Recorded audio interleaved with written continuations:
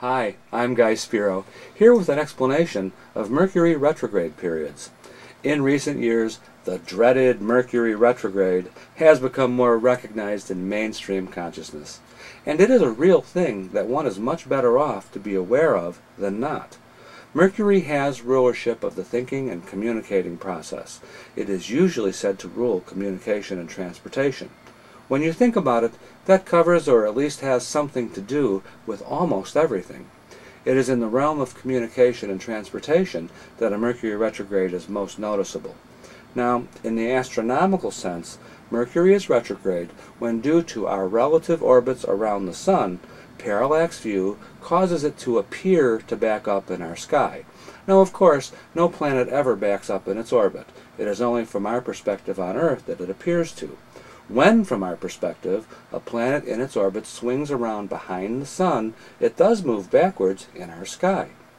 In the astrological sense, again, Mercury has rulership of communication and transportation, and when Mercury is retrograde, all things having to do with communication and transportation are prone to snafu and breakdown. You will notice during Mercury retrogrades that the incidence of computer and email problems, traffic light malfunctions, telephone service interruptions, lost and mishandled messages, general misunderstanding of information, missed connections and other problems in travel, and every other imaginable kind of problem in these areas rises dramatically. During a Mercury retrograde, you want to try to avoid signing legal documents, starting new projects, or opening new businesses. If it absolutely can't be avoided, then go ahead.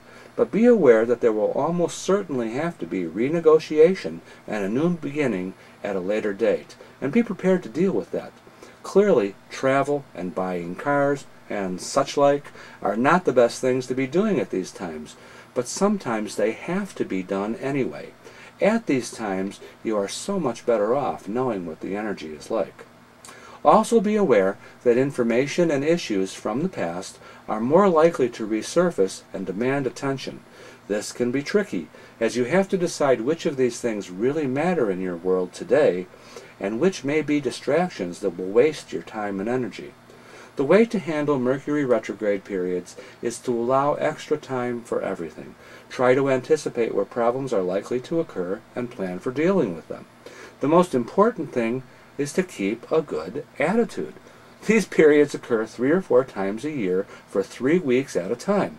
We have all lived through many of them already in the past. They are annoying and frustrating, but they always pass. You may want to watch these periods for a couple of weeks on either side, especially right after one of them, for the shadow to pass and for the planet to pick up speed. Mercury retrograde periods coming up are from September 24th until October 15th in 2008. In 2009, we have them from January 11th until February 1st, May 6th until May 30th, September 6th until September 29th, and from December 26th until January 15th of 2010. Now, during 2009, the other 2 personal planets that go retrograde, Venus and Mars, will also have retrograde periods. I will be uploading a video on that in the coming weeks. I hope you find this explanation of Mercury retrograde periods useful. Please refer back to it and check in at Astro-Weather.tv often, as I will be uploading more videos explaining other astrological phenomena and more metaphysical tidbits. I am Spiro, and I thank you for your interest. Please be sure to check out the daily Astro-Weather reports at Astro-Weather.tv. And remember, the prime directive is have fun.